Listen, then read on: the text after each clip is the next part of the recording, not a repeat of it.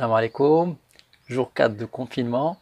Euh, Aujourd'hui, on va rester dans la continuité ديال هادشي اللي هضرنا عليه هاد الأيامات كاملة et on va se concentrer على واحد le point en particulier اللي هو la gestion du stress في هاد la période. Parce que comme on l'a dit, هاد la période هادي euh, on a plus de stress à cause de l'incertitude à laquelle nous faisons tous face.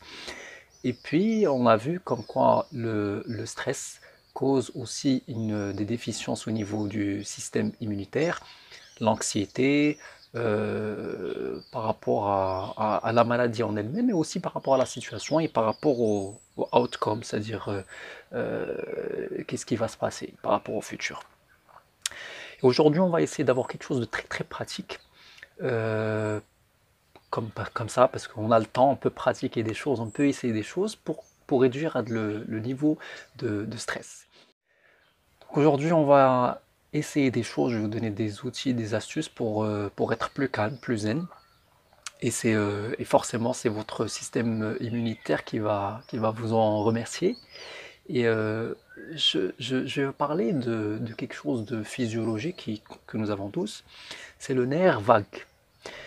Alors le nerf vague ou le vagus nerve, c'est le nerf le plus étendu en fait, parce qu'il démarre dans la boîte crânienne, et puis il descend au niveau de la cage thoracique, et il descend jusqu'à l'abdomen, en passant par l'estomac, etc.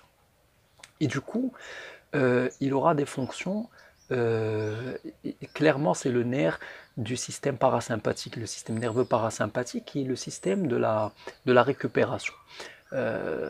On a principalement, on va dire, deux modes de fonctionnement. L'humain a deux modes de fonctionnement. Un mode qui est celui de l'action, qui est le mode sympathique, et c'est ce qu'on appelle le fameux fight or flight mode. Donc là, on est tout le temps dans l'action, et puis on a le système parasympathique qui est celui de la récupération, et vous le savez, l'être humain est cyclique, donc on a des pics d'activité, et puis obligatoirement, qui doivent être suivis par des périodes de récupération. C'est la nuit par exemple, c'est après avoir fait un effort physique, ben, on va récupérer, etc.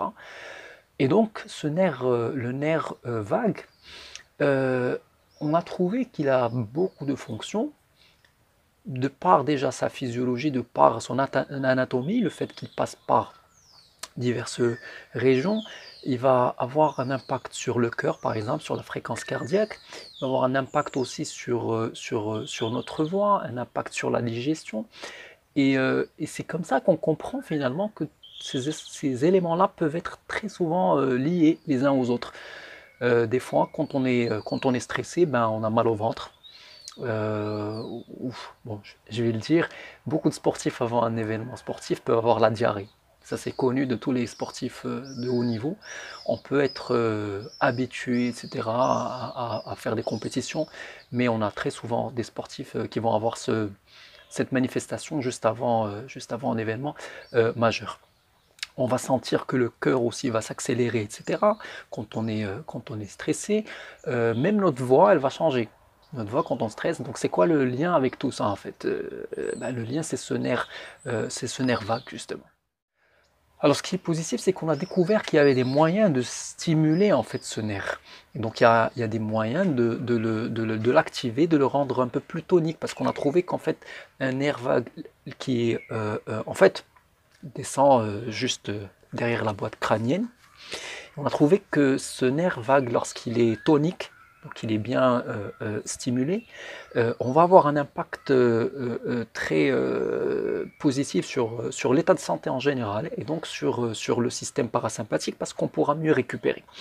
Et vice-versa. Un nerf vagal pas assez stimulé, pas assez tonifié, va avoir un impact négatif sur la santé. Donc un des exemples qu'on peut aussi citer, c'est que la stimulation du nerf vagal ou du nerf vague va réduire par exemple l'inflammation dans le corps par ce phénomène de récupération. Et il va aussi libérer de l'acétylcholine. En fait, l'acétylcholine, c'est une hormone qui va nous permettre de mieux maîtriser et de ralentir le rythme cardiaque. Donc quand on a un rythme cardiaque qui est stable, qui est calme, donc forcément on n'a pas cet affolement. Ça, c'est parmi les éléments aussi, les effets aussi de la stimulation du nerf vague. Alors, comment est-ce qu'on peut justement, pour être très pratique, comment est-ce qu'on peut stimuler ce nerf? Alors, il y a plusieurs méthodes et plusieurs manières de le stimuler. On va aller de la plus simple à la plus élaborée. Alors, le nerf vague, le plus basique, c'est la respiration.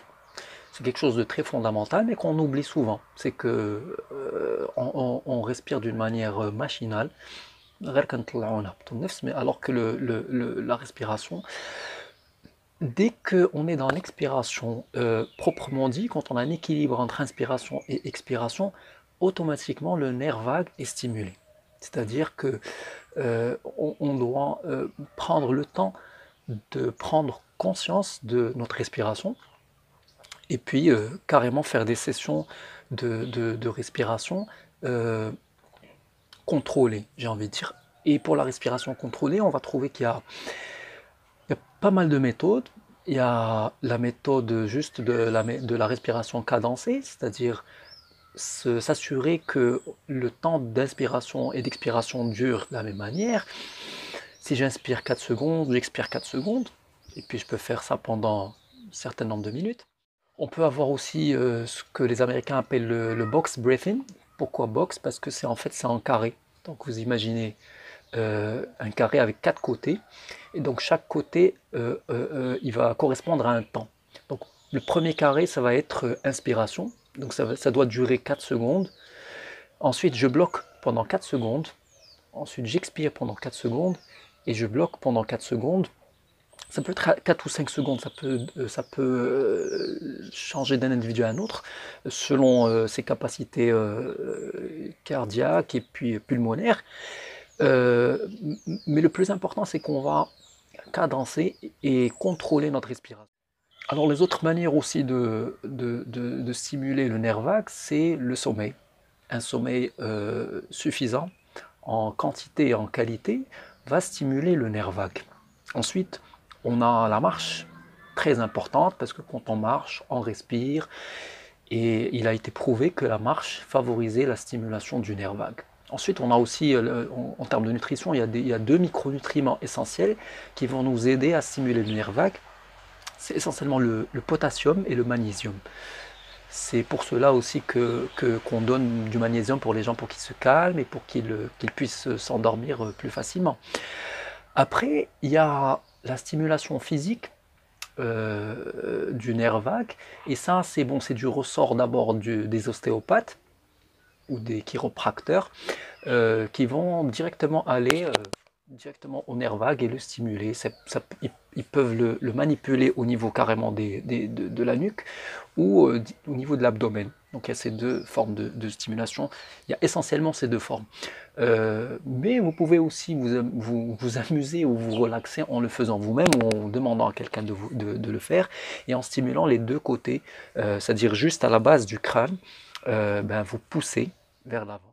Et en les stimulant, en poussant, mais vraiment poussant fort, il ne faut pas avoir peur de le faire, vous allez sentir une sensation de bien-être, vous avez presque envie de faire une sieste. Voilà, ça c'est les astuces du jour pour bien tenir pendant cette période de confinement. Essayez, donnez-moi votre feedback. Et ça aujourd'hui c'est juste, j'ai pas tout dit sur le nerf vague parce que ça nous prendrait des heures et des heures. Et puis les recherches continuent sur ce nerf qui aujourd'hui est un nerf dont on découvre encore les miracles. Voilà. Je vous remercie et puis à demain je l'espère.